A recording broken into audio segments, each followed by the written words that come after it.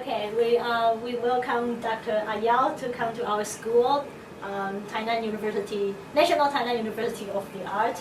And can you introduce a little bit about yourself? I certainly can, Dr. Wu. My name is Joel Ayau, and I'm from the United States. I was born in Hawaii, and I grew up mostly on the East Coast. And I got an undergrad degree in solo piano, and got master's and doctorate degrees in collaborative piano.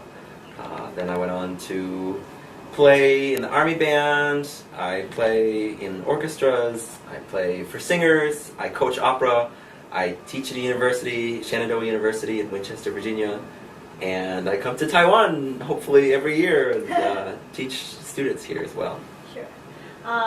Can you tell us what bring you to Taiwan from the first year? Because you came for several times. I would be happy to. Actually, I had already been studying Chinese in college, and I had a lot of friends at Juilliard who were from Taiwan, and they seemed really nice, and they said, oh, you should come to Taiwan and visit. So I came to Taiwan, and I liked it, and I got a scholarship from the Taiwanese government to study Chinese at Donghai Daxue.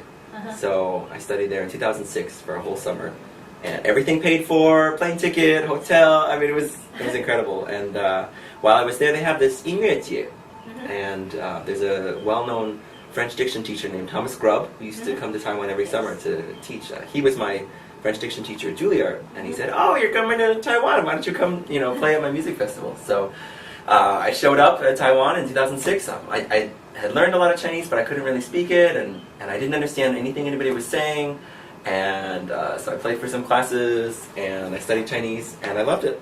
So I ended up going back many, many times to as an accompanist, as a pianist, and now as a teacher as well. Okay. According to your resume and according to our talking, I know you are very good at Chinese and also other language. Do you have any secret of language learning? Wow. Tell us? Well, I have studied a lot of languages, and it gets easier by your fourth or fifth language. Chinese is my fifth language I studied. And I actually didn't realize until pretty late in life that I was able to learn languages well.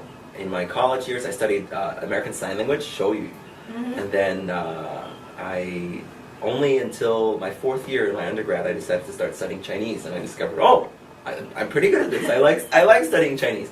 It was a big turning point in my life, and it was also about the time that I started to learn piano accompanying, and I realized that learning foreign languages was going to be a major part of my career for the rest of my life. So I knew that I had to get some, Italian, French, and German under my belt at least. So coincidentally, actually, during my master's degree, there was a period of time that I had tendonitis in both hands, and I couldn't practice, I couldn't perform, I was really depressed. All my friends were running around New York, playing competitions and stuff, and I was just, not doing that. It was pretty depressing. But I used the time to study languages. So there was a year that I studied on the same day Italian, French, and Chinese, like morning, afternoon. Take the subway up to Columbia to take Chinese class. And so eventually I worked my hands back into shape, and I was able to play more. But it was during that time actually that I was able to take care of my language study. And now that I'm out of school, and of course, as you know, you don't have time to study languages and be reading books all the time. So that time in my life was really an investment that came to fruition in many, many ways in my career. A teacher said to me once in Michigan, you will never regret a single hour that you spent studying languages during your time in college. And he was exactly right. I studied until I was blue in the face, all these languages, and I don't regret it at all. It's so valuable to come into a teaching situation, to be working in opera, and to be able to know, without looking at a dictionary, what is being sung. It saves time, and it makes your ability to communicate as an artist and as a musician much, much more effective. Okay, and you just mentioned about the hand injury. I mean, it's really important to keep everything in shape. That's right. But hands are very important. Yeah. How did it happen, and how did you make it? Oh, how did it happen? Well, a lot of things. One of the things, bad technique, I would say. I didn't have great piano technique. I was a great sight reader. I could play a lot of things, but I didn't spend time thinking about how I play those things. I wouldn't sit down at a piano and say, oh, I'm gonna move my elbow this way, or I'm gonna shift my body weight. I just sort of threw my hands at the piano, and the notes came out, and I got paid. You know, of course, people pay you to play the piano, and I discovered that early on. Oh, this is a lucrative career. This is a way to make money as a pianist. Whereas I was a solo pianist, and I was very unhappy, and I didn't think I was going to last very long. So I just played for everybody in New York. In my first year at Juilliard, I flew to Arizona, to Maine, played at the Kennedy Center. I played in Carnegie Hall, like all these huge things. And at the same time, I would play, and then I would get injured, and then it would go maybe a week, and I couldn't touch the piano at all. Did you just ignore it? Or? Well, when you're injured, you know, it hurts. Sometimes you stop, or sometimes you play through the pain if you need the money bad enough, or if you need the job bad enough. And for me personally, I was at a really insecure stage in my life where I just felt like I needed to play. I needed to make a name for myself as a pianist, and if I didn't, I wouldn't have a career. I wouldn't be anybody. I'd be a nobody, you know. And so I would just play, even though I had pain in my hands. And turns out that's not a good idea. So being injured was definitely one of the hardest points of my life and one of the best points of my life. I got into Music Academy of the West, as you of course you know about.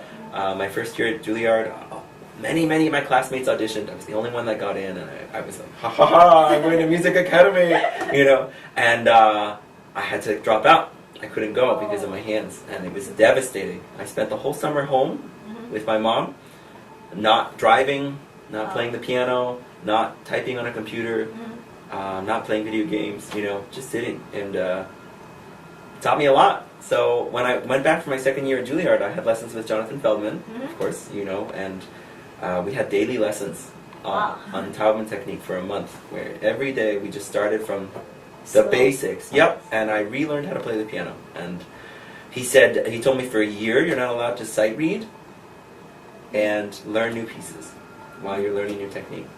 Because when you sight read, you're not thinking about how your hands are on the piano. You're just doing it. And what happens is it destroys all the new learning that you're doing. You just go back to old habits. So I did it. I mean, for a year, I didn't do any sight reading. I mean, obviously, I didn't make any money. You know, I just spent my whole time investing in my career and my hands. But actually, that was the most valuable time that it could have been for me. If I hadn't done that time, I wouldn't be able to teach piano. I wouldn't be able to know about how to play well. I'm a better pianist as a result. I understand how to make sound, how to play in a healthy way as a result. So, I mean, you know, when you get injured, you can talk about things like physical therapy and massage and acupuncture and all that stuff. All that is secondary. When you have an injury, you have to look at what is making you hurt. Where is the pain coming from? And it's almost always bad piano technique. And unfortunately, bad piano teachers are not just in America, not just in Taiwan, but all over the world, right? People who make a career or a living, and they don't know what the heck they're doing teaching. You know, I had a good piano teacher, but it just had a technique that didn't work for me. So, as a collaborative pianist, what skills do you think that is a must-have skill, except sight reading, of course? Sight reading, yes. Number one, right? Which is funny because, ironically, sight reading is most harmful to my hands. You know, when you're talking about tendonitis, but sight reading is a big one. We're just constantly learning new pieces. You have to be able to learn quickly. Do you think sight reading is like born to have good sight reading? Great question. That's an excellent question because oh man. I slaved away at class piano for years, you know, transposing, sight reading, alto clef, string quartets, you know, all that stuff. Boy, that was a pain. Sight reading, are you born doing it or can you learn it? I don't know. Are you born as a pianist or can you learn being a pianist? Pianist, you can practice from slow, but I mean, I think it can. But there are some people who don't have to practice as much as other people. So probably there's some combination of both, but I would say it's like 80% sight reading. I had a student once at Michigan, and this great thing. One of the benefits of being a doctoral student at a lot of schools is you get student teaching experience. So I got to teach one-on-one undergrad piano majors. We taught them collaborative piano lessons, which was an awesome experience because they're talented pianists, and then they're not that good at accompanying. So it was something that we were able to teach them. And I had a student who could not sight read, who I could give her a very simple Schubert song, and she would come in next week and it would be a mess. And it took her hours and hours to learn music, and I just thought, what are you going to do when you get out of school? You know, how are you going to... And then she won the concerto competition. She played Ravel and she won first prize. It's like interesting that I know some students they couldn't really read score. Yeah, Learn from listening. learn from ear. Exactly. Yeah. It's crazy. I don't. Yeah. Sorry, we're off topic. You asked me how to learn how to sight read. Yeah. Oh man, there was the student at Juilliard, violinist, who could not sight read. She literally could not read music. I mean, it was that bad. She could not read music. She used to put soap on her bow, so that when she played an orchestra, it wouldn't make any sound, and nobody knew that she was just faking the whole time. Yeah. She just couldn't. I mean, when you can't sight read and you have to play, you know, a 2-hour orchestra concert, yeah, you gotta do something. She also went on to advance at Tchaikovsky competition and all these crazy things. So, you know, everybody, there's no one route to being a musician, but for being a collaborative pianist, yeah, sight reading is it. You know, that's a big one. Let's see. I would say the desire to collaborate with other people, the desire to share the stage with other people. I've seen many good musicians who just don't want to give up being the star, and I don't understand that, and I'll never be a part of that. I think the best joys of music can be had in making music with other people, and it's just selfish to say, oh, I want to just play piano concertos and have 60 people on the stage supporting me, you know, and I don't understand that mentality, but it exists, and there are wonderful musicians who do that. So I would say not a humble attitude, but a sharing attitude, a desire to communicate with other people and to make music is super important, you know. And also the ability to subvert your own musical goals to the greater good.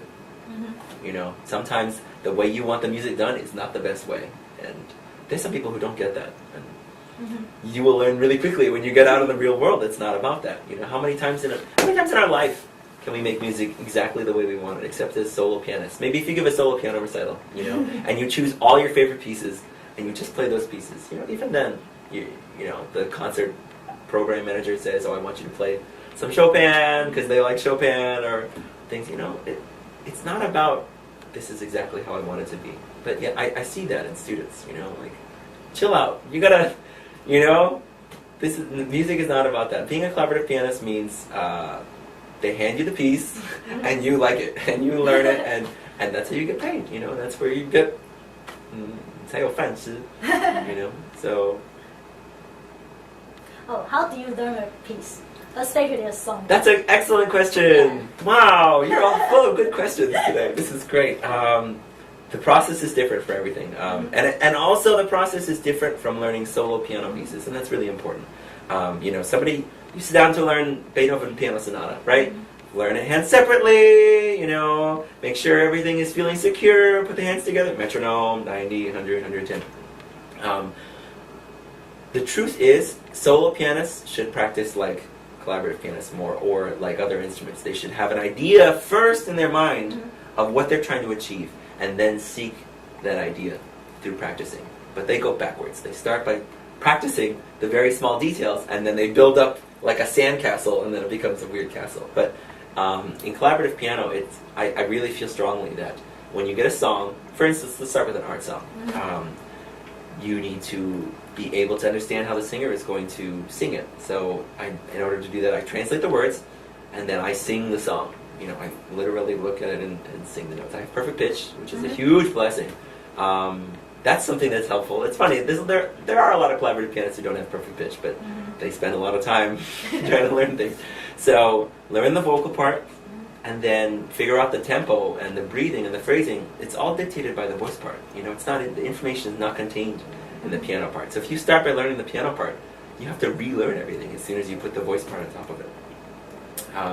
So that's for a song. Start with the voice part, and it's the primary thing, and of course start with the poem, the word. What's in the poem dictates all the other decisions we make. It's so dissatisfying to work with a singer or to work with even a collaborative piano student, and you know they don't know what the poem is about. You don't even know how to play the first measure if you don't know. Is it a happy song? Is it a sad song? Is it a tragic, angry song? And what's so sad about that is it's the greatest joy of being a collaborative pianist for me is to play words, to play beautiful poetry into music. And when people come and they don't know the words of the song, they're missing out on the greatest joy of being a collaborative pianist. So that's for a song. And I would say for a sonata, an instrumental duo sonata, violin or cello, I would say it's a little bit more similar to the solo piano process of technically working everything out. I have one more thing to talk about, though, which is playing either opera scores or instrumental concertos, any sort of orchestral reduction. It's really important to know the final tempo at the very beginning of the learning process. Because, as you know, for an orchestral reduction, we get to adjust what we're playing. We get to add notes and subtract notes and change registers to make it sound like the orchestra. And if you start, and you go like da da da da da da da da, like learning rhythm exercises or whatever, and then you find out later that the tempo is way too fast to play all the notes, you've wasted all that time. And as we know, being a collaborative pianist, time is our greatest asset and our most precious asset. So any time that we can save by having an idea of the piece and the architecture of the piece and the feel of it beforehand is really important time. As we can see, you study in like many really top schools in the United States. Do you think we don't really have a doctorate degree for collaborative piano in Taiwan? How is it like in America to study in a doctorate in collaborative piano? Well, it depends on the school. First of all, I mean, of course, even you and I went to Eastman, I went to Michigan. You have the world's worst comps exam, notoriously difficult. Many students fail, and you have to write a document too, right? So no document at Michigan, and there is a comps exam, and it's pretty tough. And I almost failed it, so I shouldn't say there's no comps exam. There is, but the focus is not on general music history. You do not have to learn Renaissance, Baroque, those kinds of things. We're collaborative pianists. We don't play Renaissance music, and we almost don't play Baroque music too. So we. Our comps and our oral exams are focused on your area of study. So for me personally, my entire life has been going from very broad, very vague study to more specific, right? From my undergrad piano and a comp sci, I was a computer science major as well. Master's, collaborative piano, doctorate, even more specialized, And for me it was an awesome time because I got to spend the most time that I had on what I love doing, which is collaborating and learning to collaborate. So, and I got paid to do it. It was free. A lot of schools in America, the doctorate is free. We have to pay. Sorry.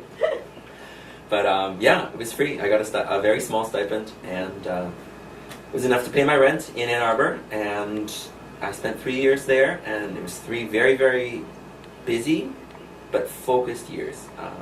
Being in a city, I am now, having been at Juilliard in Michigan, at NYU, I'm an advocate of going away from a city, going away from the metropolis to get your degree. I have decided that I see a lot of students who go to Taipei or Shanghai or纽约, and they go to study. And what do? They gig, they teach, they go to concerts, they're doing all these things. What are they not doing? Studying. They're not growing at their craft. And that's the only reason to go to school. If you are going to school, so many people, they go to Juilliard because why? Connections, right? You want a teacher who's going to be your advocate, he's going to get you a job, he's going to get you an audition for an orchestra or whatever, and I think that's a terrible reason to go to school. If you are good, if you are at a high level, you will get the connections. You will get where you need to go. But if you suck and people are giving you connections, then you're going to fall on your face. You're going to be terrible because they're going to hear you play and they're going to realize, oh, you never worked out your technical problems. So my time at Juilliard was exciting, and I got lots of really big opportunities. I played with Juilliard faculty members. I did all sorts of concerts, and I didn't grow as much as I did at my doctorate at Michigan. And that's not because of my teachers. My teachers at Juilliard were also fantastic, the top. But the focus at Juilliard, and I think I wouldn't say Shida and Beida because I don't know those schools, but I'm guessing the focus is more on very quickly getting the results.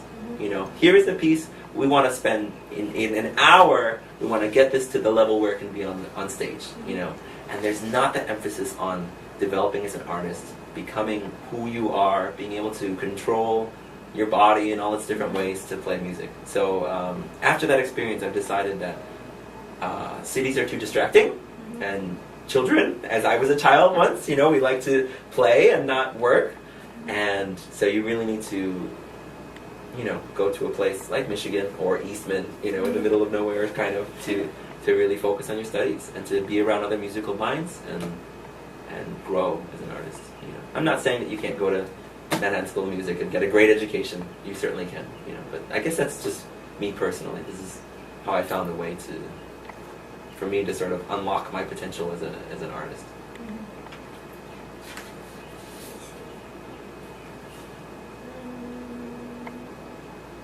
Oh, between instrumental and vocal accompany, chamber music and opera and everything, which is your favorite? Good question. Yeah, collaborative pianists. We do everything, right? We play in orchestras, we play opera, we play in operas, we play for children who are doing competitions. You know, that's a great way to make money, of course. We teach solo piano. I do everything. I play organ, I play harpsichord. I've played Bach, Brandenburg concertos with orchestra before. And I love it all. And I think the right mentality as a collaborative pianist is, my favorite piece is the piece I'm working on right now. Like, you look at a piece and you just learn it more and you love it. I worked on the Boulez Flute Sonatina once. Yeah, wow is right. It's the hardest piece I've ever learned. It's about 9 minutes long. And it's 12-tone, very serial, very, very, very, very dense music.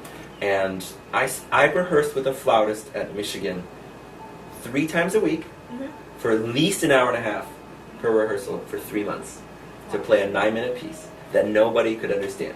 You know, and you know, at the time I'm playing this piece and I'm like hitting my head against the wall. Why did I ever agree to do this? But as I was playing it, when you really look at Boulez's music, you know, incredibly complicated music, it starts to make sense, and you start to go, am I going crazy, or is it, you know, really, you start to go, oh, you know, 原来这个就连到这个，然后这个发展部就是前到后面什么。Yeah, so I started to get this realization that, yeah. So anyway, whatever piece I'm working on right now is my favorite. So I guess what I've discovered is the way I understand my direction as a pianist, as an artist, is not from what I like the most, but what people ask me for the most. Where am I in the most demand? So I found out, I love playing chamber music, you know, piano trios and stuff, but I have never gotten those opportunities, you know, either friends to form a trio or concert opportunities or a group that wanted to do competitions and things like that. And, you know, there's lots of things that I love, and I'm not getting calls to do it. But I get calls to do opera and vocal coaching. So I guess that's how I decided that was going to be my main focus, although I do all aspects of collaboration and enjoy all aspects of collaboration. I think that's really good answers. Oh, good questions. Thank you, and I learned a lot. Thank you, Dr. Wu. Okay, we're happy to have you here, and we are looking forward to the masterclass. Oh boy.